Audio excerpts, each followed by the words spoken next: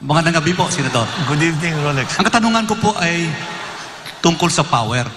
Alam niyo po, yung IPIRA, hinati yung bansa natin. Electric Power Reforms Industry Act, IPIRA. Ngayon po, ganito. Recently, ang Malacanang po ay naglabas. Pinirmahan ng Pangulo, Executive Order 164, adding nuclear power to the energy mix. And among others, to study the viability kung pwede pa natin i-operate yung BNPP at ang iba pang mga facilities para sa paggamit ng nuclear energy. Pwede mo malaman kung ano yung isip nyo po tungkol dito? Kasi po mangyayari sa sunod na termino, ang 18 milestones. Ito po yung unang hakbang lamang.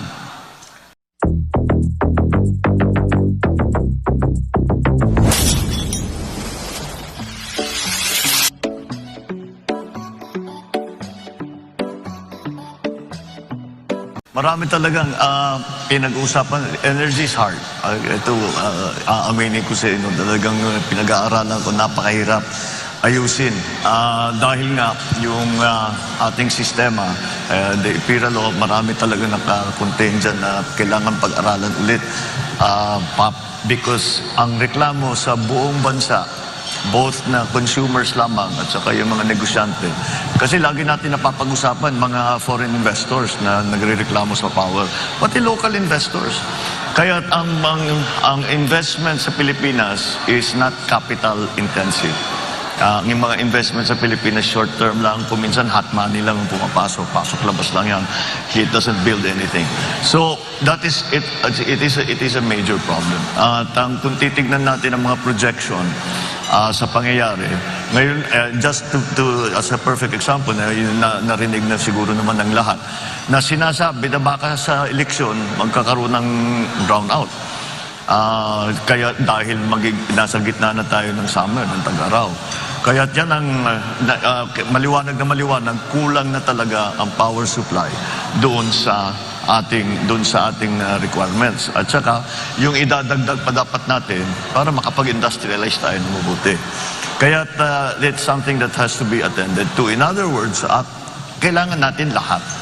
Kailangan natin lahat ng makuha natin na power sources para mabigyan tayo ng mas mura at mas malawak at mas reliable na power supply. Ngayon, maaari nating i-expand yung ating hydro, expand natin yung ating geothermal, but there's a very simple idea when it comes to the energy sector. It's something called the base load. The base load is the load that never goes away. Just the demand that never goes away. Kahit gabi, kahit araw, ito na yung mga planta na nagpapatakbo. So that base load has to be satisfied. Kaya kung hindi umiihip ang hangin, paano yung wind power? Kung gabi, paano yung solar power? Kailangan pa rin ng traditional. Ngayon, doon tayo mamimili. Although it's not traditional for the Philippines, nuclear power is already considered a traditional power source. So it has to be looked into. Yung sa BNPP, nag-offer na, because if you, ang Korea has, I believe, 5 sister plants to the Westinghouse plant in BNPP. And they have offered, I always say it's ironic that the names of their plants are Core 1, Core 2, Core 3, Core 4, Core 5. Pero hindi tayo nagkaroon kahit isa. But they have offered to come with their technical people, and they have offered to come to give us an idea. Pwede pa ba ito? Because kahit pa paano, the BNPP, the Bataan Nuclear Power Plant, was supposed to go online with 650 megawatts in 1986. That's a long time ago. Marami ng bagong technologies, marami ng bagong requirements.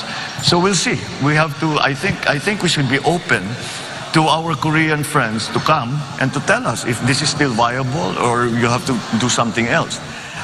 When it comes to nuclear power as an idea, well, let's just follow the science. Because dito naging political sa Pilipinas.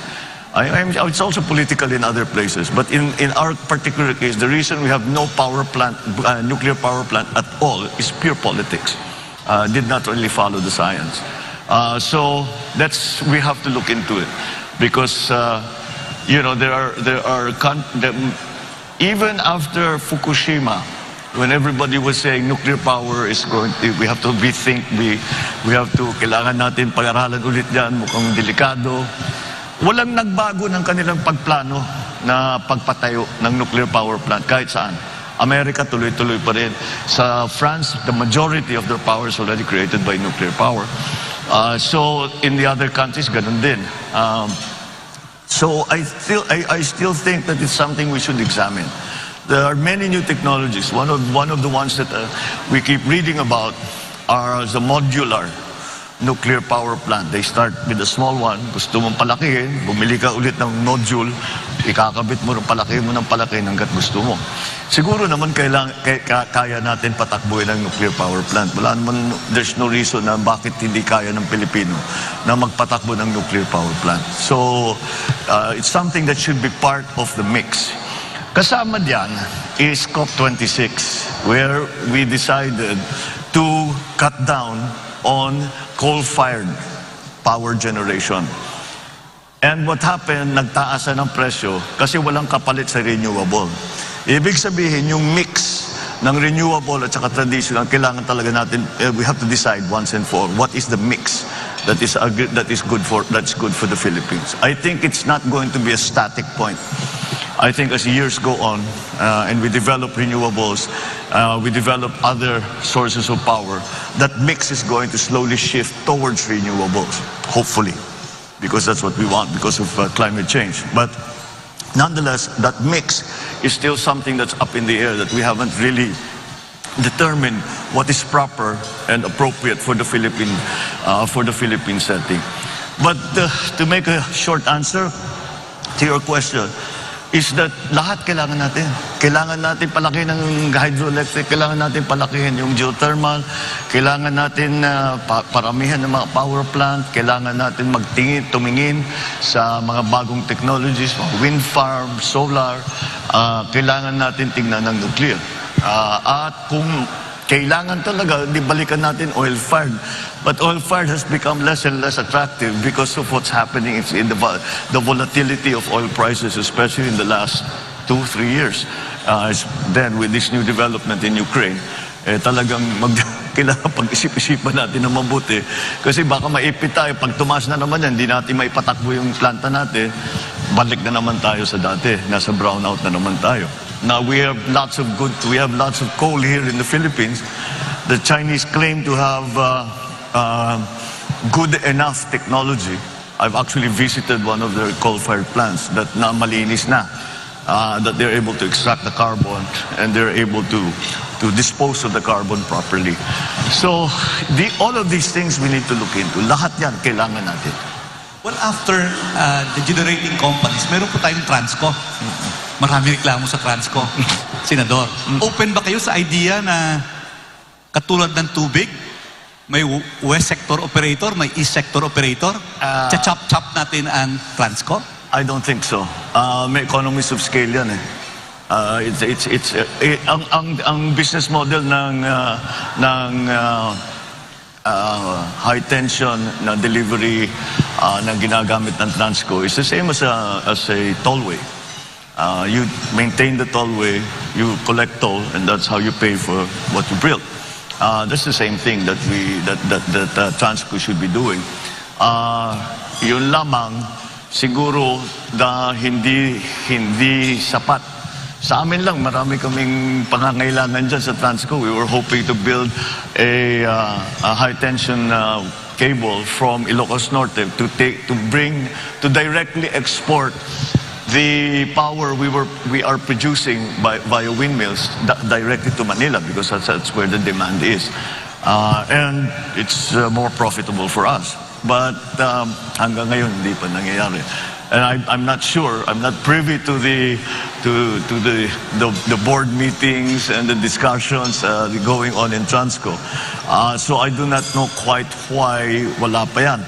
But Yes, it is. It really should be a simple operation na kaya. Madali lang naman patakbuhin dapat yan. Kaya pag-aralan natin kung bakit nagkakaganon.